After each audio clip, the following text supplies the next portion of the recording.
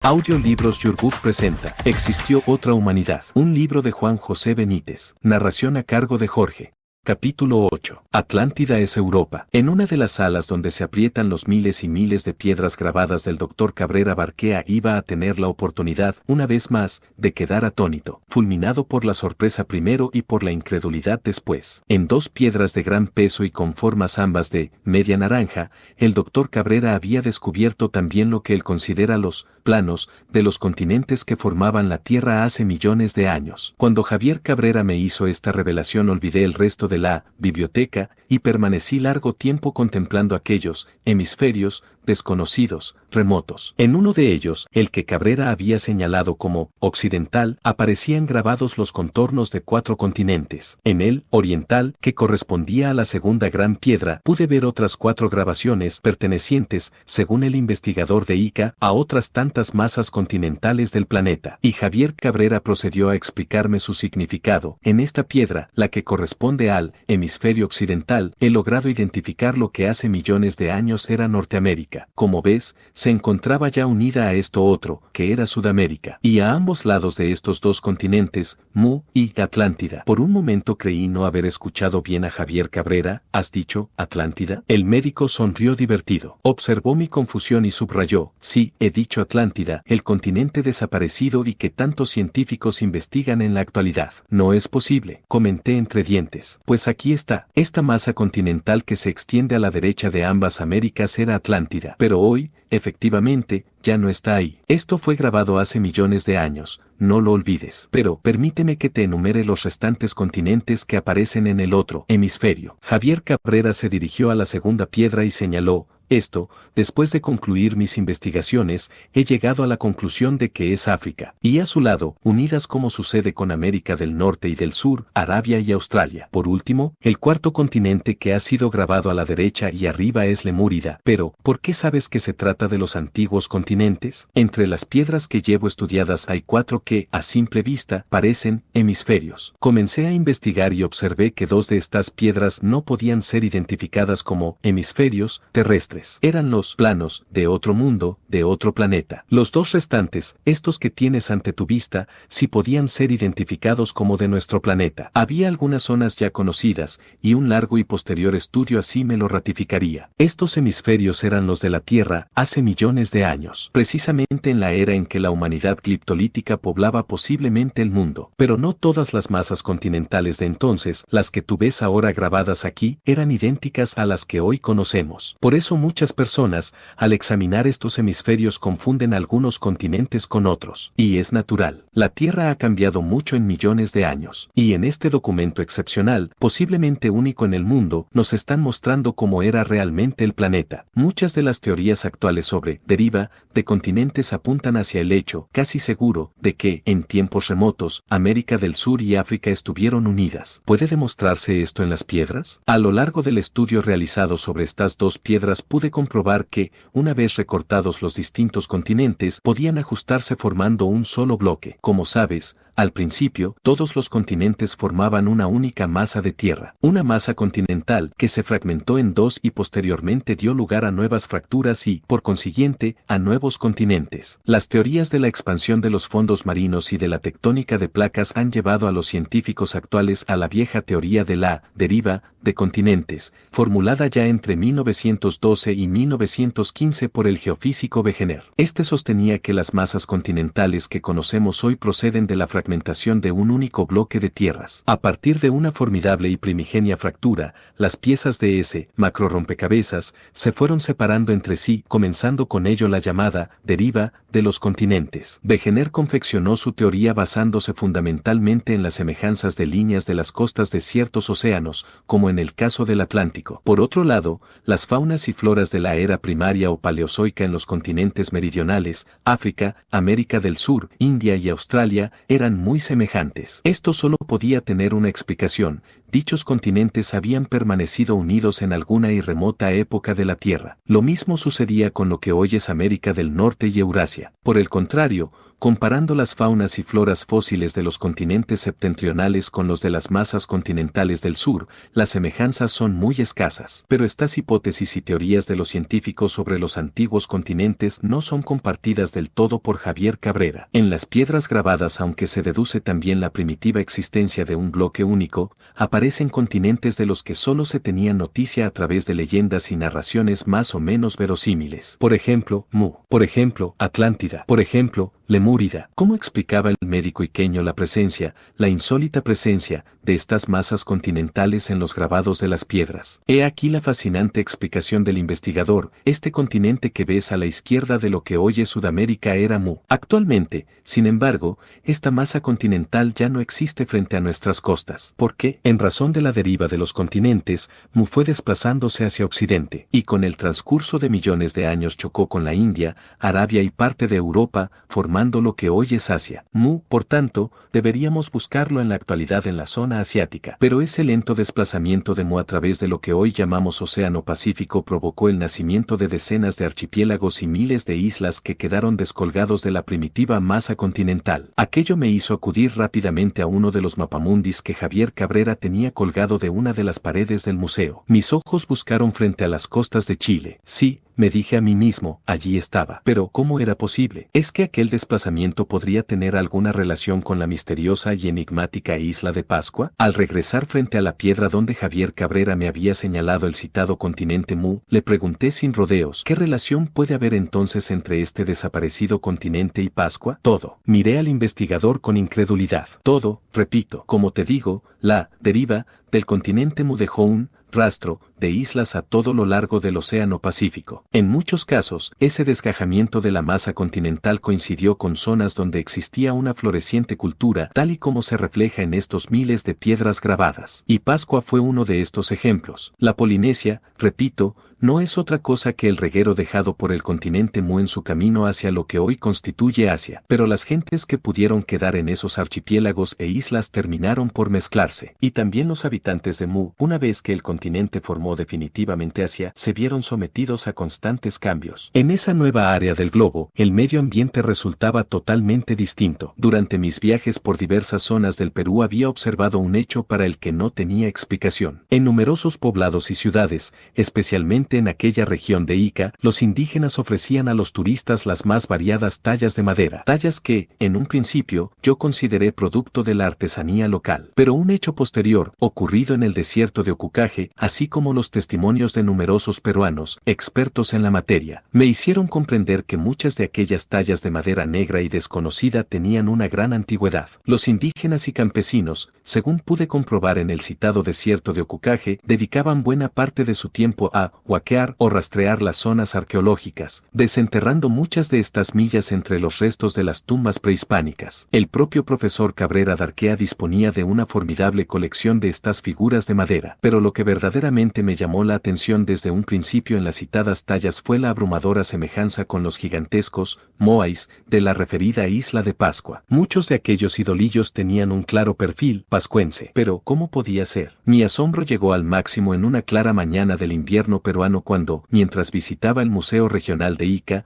uno de mis acompañantes me señaló un arcaico y artístico remo de madera. En uno de sus extremos habían labrado 8 figurillas que me recordaron inmediatamente las mencionadas estatuas gigantes de la enigmática isla de Pascua. Aquellas figuras encontradas por azar en un remo incaico, posiblemente anterior a la llegada de los conquistadores españoles, se tocaban, incluso, con los mismos gorros o sombreros que aún lucen algunos de los moais. Como se sabe, en un principio parece ser que la totalidad de estas formidables estatuas de piedra disponía de los citados gorros. En la actualidad, y quizá como consecuencia de movimientos sísmicos o de sucesivas catástrofes, esos adornos de piedra aparecen desgajados de las cabezas de las estatuas y esparcidos por las proximidades de los moais. 1000 veces me formulé la misma pregunta: ¿a qué se debía aquel parecido, aquella semejanza, entre estas tallas de madera encontradas a miles en las tierras peruanas y los fantásticos y desconocidos seres que quedaron representados representados en las estatuas de Pascua? Ahora, al escuchar al profesor Cabrera, al oír que el desaparecido continente Mu fue dejando un extenso rastro de islas en su camino hacia lo que hoy es Asia, todo parecía más claro. ¿Es que esta podía ser la explicación a la desconcertante isla del Pacífico? Estas tallas encontradas en Perú, le planteé a Javier Cabrera, y las estatuas de la isla de Pascua tienen una profunda semejanza. ¿Por qué? No olvides que esta remotísima civilización que dejó las piedras grabadas cubría y se extendía por todo el planeta. Había una intercomunicación. Las tallas encontradas en los desiertos y tumbas del Perú son muy similares, en efecto,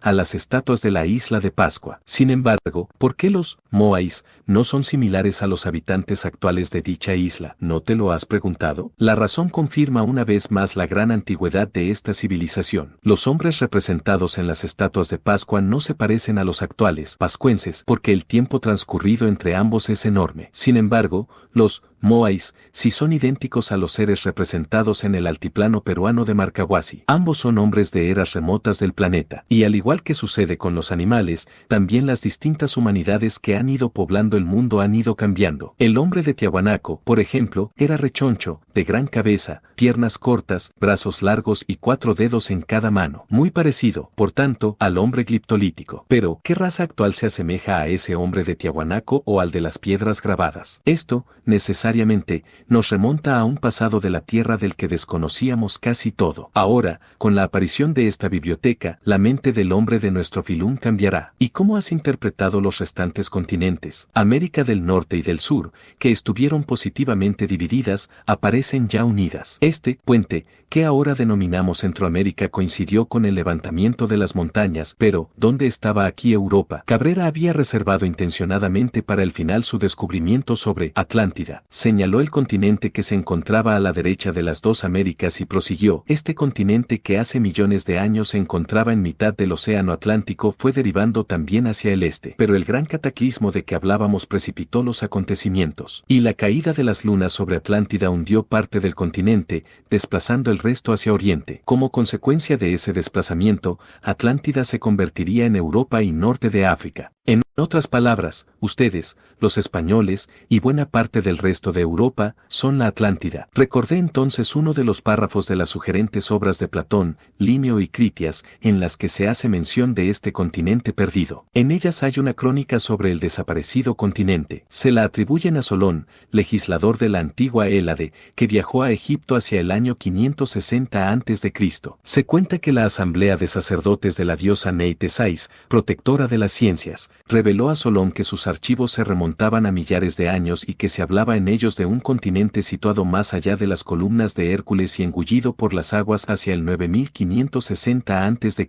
Platón no cometió el error de confundir Atlántida con América. Dice claramente que existía otro continente al oeste de Atlántida, y habló de un océano que se extendía más allá del estrecho de Gibraltar. El Mediterráneo, afirmaba, no es más que un puerto. En este océano, el Atlántico, situó una isla continente más extensa que Asia Menor y Libia juntas. Cuenta Platón que en el centro del Atlántico existía una fértil llanura protegida de los vientos septentrionales por altas montañas. El clima era subtropical y sus habitantes podían recoger 2 cosechas al año. El país era rico en minerales, metales y productos agrícolas. En la Atlántida florecían la industria, los oficios y las ciencias. El país se enorgullecía de sus numerosos puertos, canales y astilleros. Y al mencionar sus relaciones comerciales con el mundo exterior, Platón sugiere el empleo de barcos capaces de atravesar el océano. Las distintas leyendas de los pueblos, comenté, hablan de una catástrofe que sucedió hace miles de años. Un cataclismo que sepultó bajo las aguas a estas tierras ignoradas hoy. Pero Platón, en su obra, no se remonta a millones de años. Habla de apenas 10.000 años. Javier Cabrera captó inmediatamente la intención de mi planteamiento. Esa catástrofe, así es,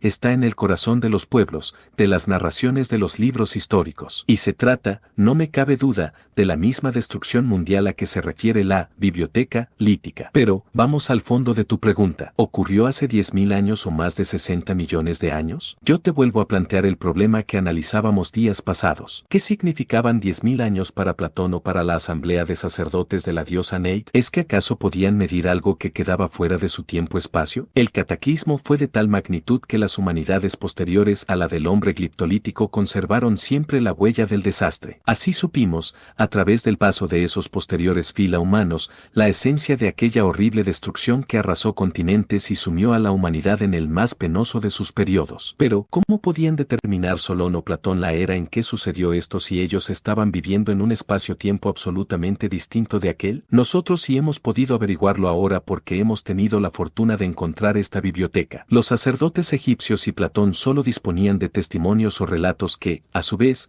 procedían o se basaban en otros relatos y leyendas, y estos, en otros, y así sucesivamente. El conocimiento de la gigantesca destrucción que iba a sufrir aquella humanidad fue precisamente, como ya te he indicado en otras ocasiones, lo que movió a dicho filum gliptolítico a dejar este mensaje. Me fijé nuevamente en los hemisferios y observé que lo que Cabrera denominaba Arabia y Australia se encontraban unidas. Aquello me extrañó también. Ese gran cataclismo, comentó, debió de romper el puente que unía ambas masas continentales. Malasia, precisamente, sí concuerda con la fauna de Arabia. ¿Por qué? Porque, en el cataclismo, la fractura de dicho puente provocaría el nacimiento de lo que hoy conocemos como Malasia. Pero Javier Cabrera, además de mostrarme las piedras grabadas en las que aparecen los antiguos continentes del globo terráqueo, me puso en antecedentes de una reciente investigación científica que reforzaba sus hipótesis sobre la forma y situación de las viejas masas de tierra. Se ha hecho un muestreo a nivel mundial, explicó, y se ha comprobado que el tipo común de sangre en Europa es el llamado A, en Asia el B, en América es el 0 o universal. Australia tiene también sangre 0. Y lo mismo sucede con África. El porcentaje mayor de sangre 0 o universal lo tiene América, que llega al 100%. Le siguen África y Australia. Pero la tesis actual vigente es que el hombre de América entró por el estrecho de Bering. Es decir,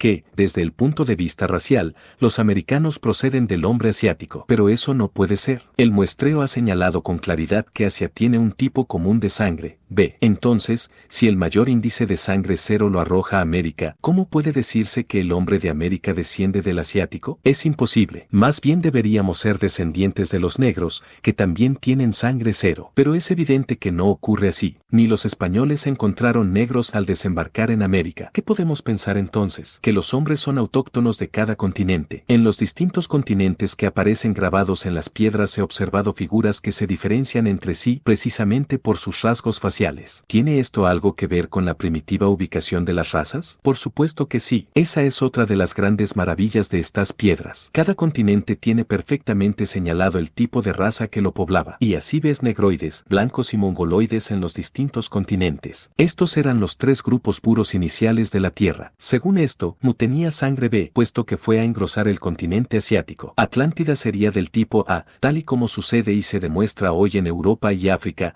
en el otro hemisferio, con sangre 0. Todo concuerda. Si tenían capacidad para viajar por todo el planeta, ¿cómo es que no se produjo una mezcla? También ahora tenemos capacidad para viajar y, sin embargo, ya ves, en este reciente muestreo seguían predominando unos tipos concretos de sangre por continente. Me acerqué de nuevo a las piedras de los hemisferios y comprobé, en efecto, las afirmaciones de Cabrera. En lo que él señalaba como la antigua África habían grabado unas figuras, negroides. En Mu, sin embargo, los rostros tenían claros perfiles, mongólicos. Por último, en el resto de las masas continentales, aquellos hombres, gliptolíticos, se asemejaban al hoy llamado hombre blanco. ¿Cómo podía ser? ¿Es que realmente me encontraba ante los hemisferios de una tierra perdida en la nebulosa de millones de años? Mi mente, lo reconozco, se resistía en múltiples ocasiones a aceptarlo. Era excesivo. En aquel instante, mientras contemplaba los trazos seguros y profundos de aquellos grabados, pasó veloz por mi cerebro un pensamiento que iba a dar pie a una de las afirmaciones más audaces por parte de Javier Cabrera d'Arquea. ¿Qué habría pensado Darwin si hubiera conocido esta biblioteca? Creo que no se habría atrevido a lanzar su teoría sobre la evolución, pero ¿es que el hombre no se ha visto sometido a ese proceso inevitable de la evolución? La evolución, tal y como he descubierto en estas piedras,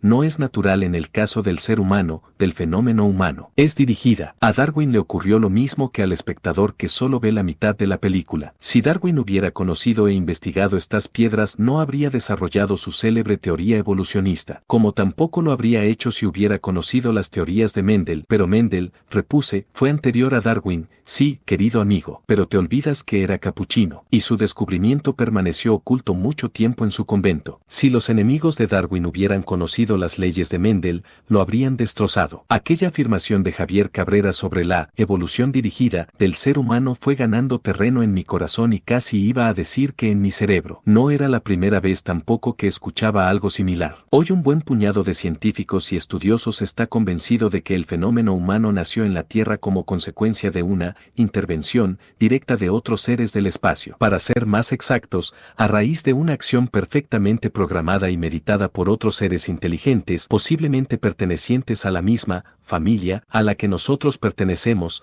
que esparcen por el universo la semilla de esto que nosotros hemos dado en llamar fenómeno humano. Esa intervención directa pudo efectuarse en algún momento determinado en que las distintas formas prehumanas, llámense homínidos, póngidos, etc., poblaban ya el planeta. El salto de esa situación no inteligente a otra en la que el cerebro comienza a desplegar una acción que ninguna de las especies animales ha alcanzado en tantos millones de años solo podría explicarse, afirman muchos de estos investigadores, mediante esa intervención de otros miembros de la inmensa familia humana que se extiende por la galaxia. La evolución, en este caso, pasaría, indudablemente, de la llamada fase natural a la dirigida. Una evolución que podría ser, incluso, controlada durante sus comienzos por esos seres de otros mundos. Esta hipótesis, como digo, no es nueva. Ha sido esgrimida ya por algunos autores, aunque siempre ha tenido que ser apoyada en simples teorías. Ahora, en cambio, el hecho de una evolución dirigida aparecía en este documento único en el mundo, las miles de piedras grabadas de Ica. Cabrera, sin embargo, como ya he mencionado en ocasiones anteriores, se resistió una vez más a proseguir en tan fascinante asunto. Es preciso esperar. Las investigaciones no han concluido.